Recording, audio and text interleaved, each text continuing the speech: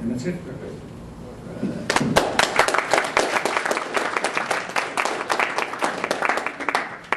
So we're a little behind, but we're going to take a couple minutes. The next session starts in 6 minutes. So I'm going to ask the first question. I'm just curious, both Zlatko and Dan, in a minute, each of you, Zlatko first, if there were 2 or 3 things that you learned from Laurier that would inform the design of your next or future cycle track, what would those be? I think we would have made the cycle track flush with the sidewalk. I think that caused a lot of negative feedback from certain user groups. And I think probably there's other things that we learned during the process that maybe other cities can learn from up front. I think Dan mentioned as well, we did add laybys afterwards. We had some before, we added some more after. And I think there's some treatments that they did in Toronto that would be interesting. So I guess it's collecting the experiences that could be shared with the next project. Dan? I'm a big fan of what they've done in Ottawa, so always looks better somewhere else. One thing we're looking at now is how to do this cheaper and quicker, because that was construction started in August and finished in December, which just boggles my mind. It takes that long to build something, but that seems to be the way it is. So we're looking at, and we've looked at a lot of other cities in the U.S. We want to experiment with paint and flexi-posts without putting in any curbs at all. As soon as you start putting in curbs and things, you start looking with the drainage, the costs go skyrocketing high, and it's a lot of capital work. So we want to look and see if we can do something like that we can put in relatively quickly. Our big challenge here is snow plows and going to just destroy them all in the temperature. Our road operations folks will tell us, yeah, they're not going to last. So that's one thing we're looking at. With the raised cycle track, I think it's actually really, of the 2 sections, is clearly the most attractive from the complete streets perspective, from the enforcement perspective, and keeping cars from encroaching on it, it's a challenge still. And so we need to look at a way to have a better barrier between that and we just didn't have the option of putting a raised curb in there, so we're looking at flexi-posts and other kinds of things to keep it porous, but also to prevent cars from getting in there. The reality is there's so many driveways that people can pull in all kinds of places and block it. It's not a huge problem except in a few sections in the southeast, but we need to find a better way to really prevent that, because we don't call ours a separated or protected bike lane, because we realize in our context we can't really protect it in most cases, in a lot of cases. We call it a cycle track, which is a little more generic term. And I don't think it's possible to provide 100% protection along the whole thing. But I think we can do a better job of protecting the sections where it is a problem.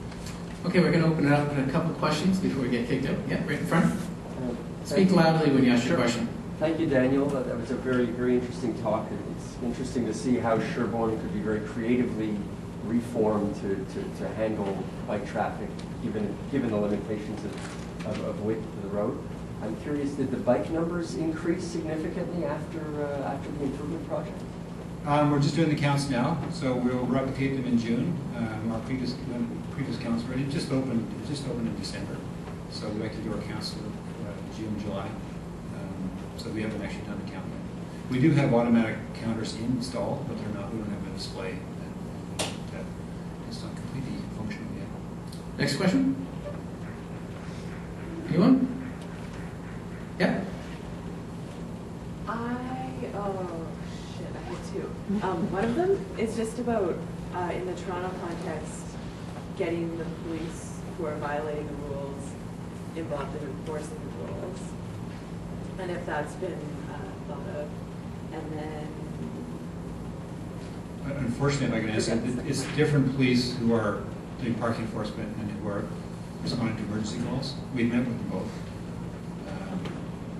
Parking enforcement guys aren't going to give tickets to the publics.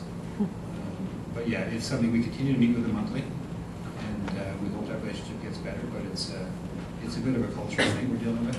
And I hear from other cities it's the same everywhere. So, Zlatko, what's your experience with emergency service vehicles on Laurier? Has that been an issue? No, in fact, I think the feedback from emergency services has been, fairly positive in terms of it. They're not finding a huge problem. I think the challenge we have is all kinds of service vehicles and the odd driver just poking in where they can. And often there's a perfectly reasonable place they can park a few feet away. I think that's going to take some time before they hear from, for example, cyclists and so on, that they're causing a bit of a problem. I think, as Dan mentioned, police are a little reluctant to go down heavy on people like the couriers and so on, because they appreciate that's kind of the way they make their livelihood.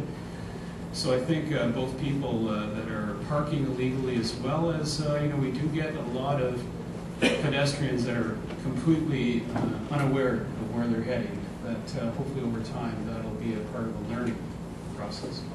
Okay, one more question. You already had your question. Anybody else before we, Norma? Zlatko, how are the two-stage left turn boxes looking? Pretty good, actually. One of the things we're doing with our video analysis with Carlton, where we're looking at thousands of turns, is to try to actually get a metric to see how many people are using it.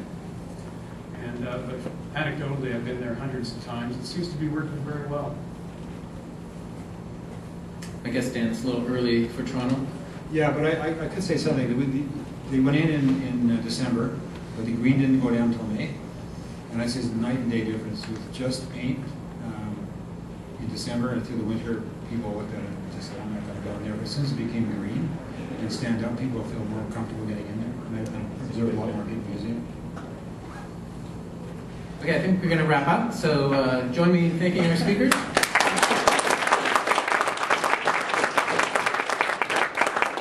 There's a breakout, there's a sort of a coffee session that's sort of wrapping up right outside, and sessions starting now.